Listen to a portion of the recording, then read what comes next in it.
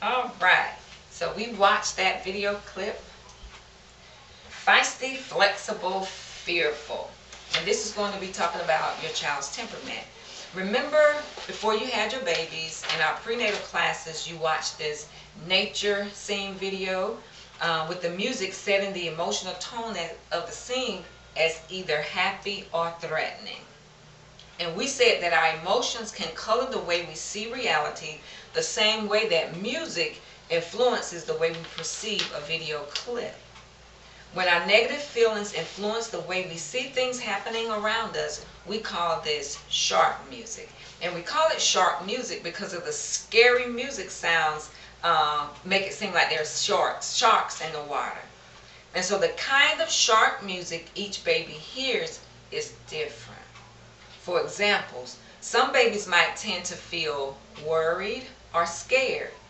Others may seem angry, or even some may seem sad. So there's a range of emotions from worried and scared, sad, and angry.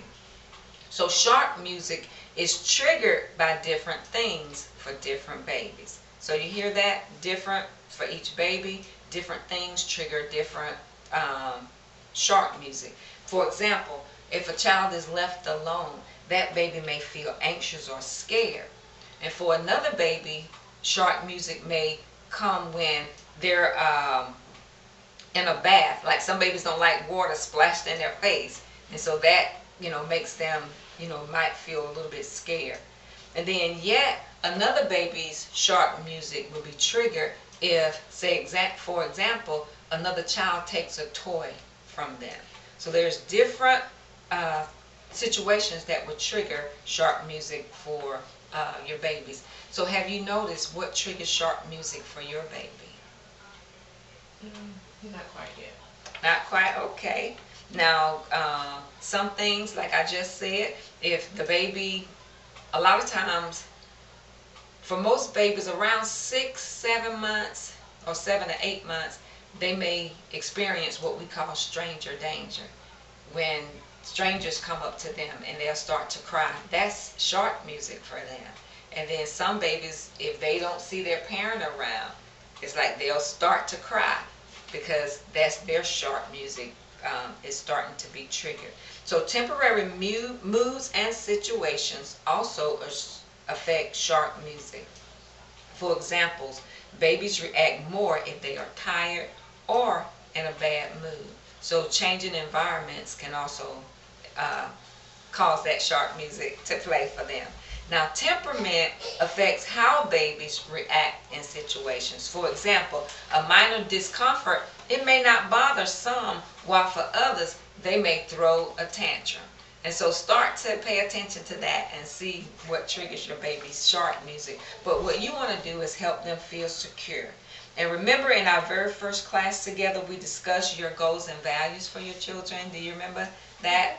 Okay, and I see some of you have your book. And do you remember what some of those were for you? What were some of those goals and values for your children? Believing that he would consider other people's feelings. I'm not sure exactly. So that empathy. Was the empathy? Okay, good. Now, take a look. There in your packet, you have security goals. What I want you to do is take a look at the list of possible goals for your children.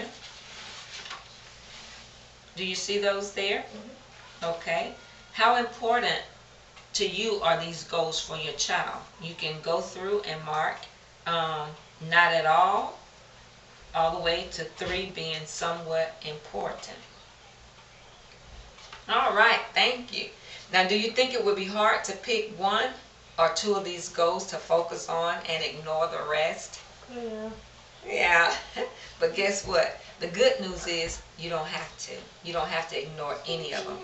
Researchers have found that the more secure children are in their family, the more likely they are to reach every single one of those goals on that sheet. And if you look at them, those are some really, good goals. Okay? And at our next class, what we're going to do is talk a little bit more about how to foster your child's sense of security in the home. So we'll as you go home and look at that list, remember when we come back at another class, we'll have more opportunities to talk about it. But we just wanted to highlight them there. Okay? Now the next thing we're going to talk about is the importance of fun and affection. No. Now, as you know, becoming a parent means taking on important new responsibilities. Did you feel like maybe a fish out of water with some of the things you were learning because of the new responsibilities that you had? Most people feel that way. But research shows that for most couples, some of the romance and friendship aspects of your relationship may get squeezed out. Now, why do you think some of those reasons are that the fun, the romance gets squeezed out of your relationship once the baby is on the scene? You don't feel beautiful anymore. You're just tired and those sorts of things. Right, right.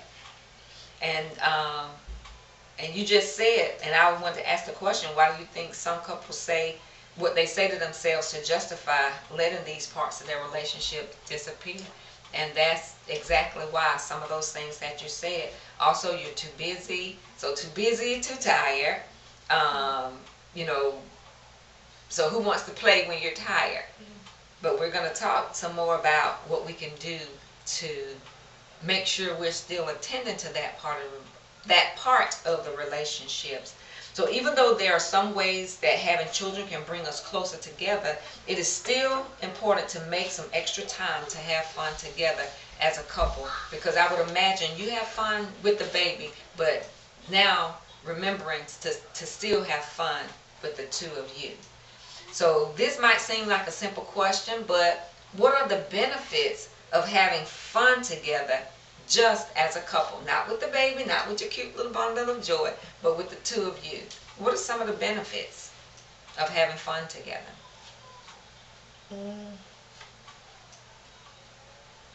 Kind of reminds you of what it was like before. Yeah.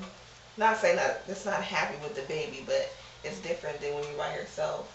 You know, and doing all you could do more before. Now you kind of gotta like work around the baby, but. Right. But then, as you're thinking about fun or the benefits of having fun together, you can think about it this way: there's benefits for each of you.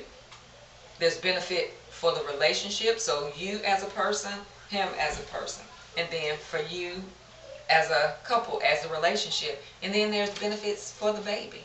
And so we're going to talk about some of those. And you, what are benefits to you? So for you as a person, not your partner, but just for you, what do you think some of those benefits are of having fun with your partner? Lift my mood. Yep, lift your mood. Okay. Get me distracted from stressing over the baby. I can just kind of focus on being happy, getting back into the groove of things.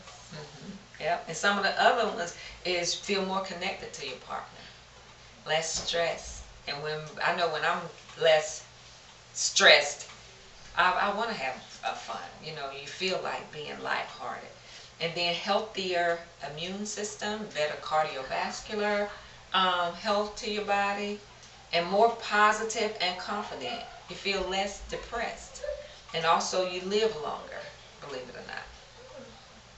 And a lot of people commit to exercising every day because of the benefits that they found to the physical body. So it's the same with you and your health for the relationship.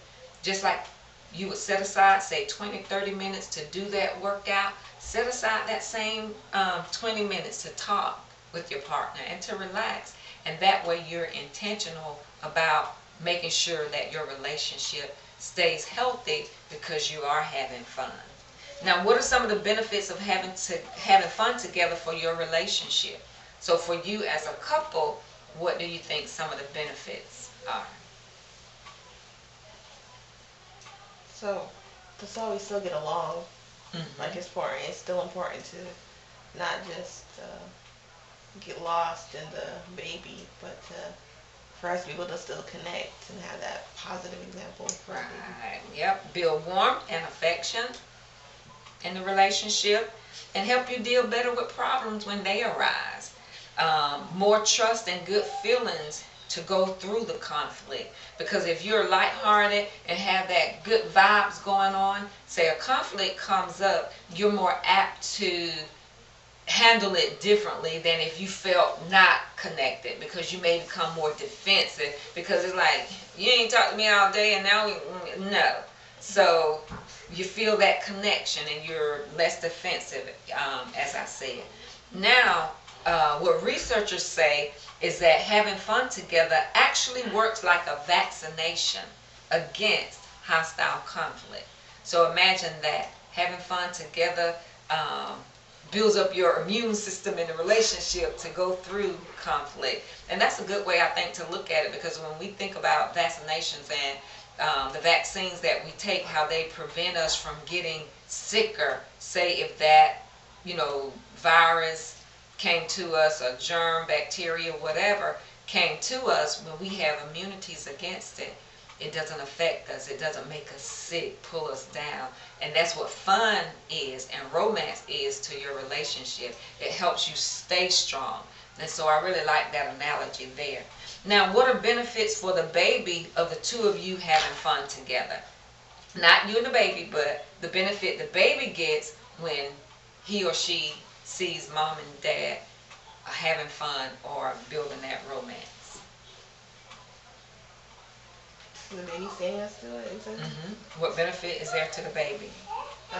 The baby will feel like we're more happy baby, because they'll see that there's love between the parents and not like a lot of fighting and arguing. They'll just see the positive part. Right. Awesome. So your baby senses that each of you is happier, just like you said, and you are happier together, and that helps your baby feel more secure. And your baby will learn how to have more fun and be happier in relationships just by watching the two of you. And we've been spending a lot of time talking about fun together, and sex is also important, but we're going to save that talk for another class. But yes, now the last thing I want you to do before we end our class today is looking at the exercise. In your book, you also have an exercise called What We Used to Do. Look at that worksheet. Do you see it? What we used to do. And it says, think about what you do now for fun as a couple and what you used to do for fun as a couple before you had the baby. Are there things you are there things you used to do together that you can start doing again? And how can you make time for these things? And so even though having a child can be a joy, new parents often miss out on the good times that they had when they were courting or before the kids came in.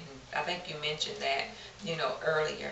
Not that, you don't want them there, but that's something that you have to be intentional about regaining if you've not started doing those things since the baby was born. So look at that sheet and answer those questions together. What we did for fun as a couple, or what we do for fun as a couple now. What are the things we used to do for fun before the baby came, and what new things you can start, doing together. Maybe there's something you've always wanted to do but didn't. This may be an opportunity to do it in order to rebuild that bond between the two of you. Are there any questions? All right. Thank you so much for coming back. We look forward to you coming back for the next couple of sessions. Enjoy your evening.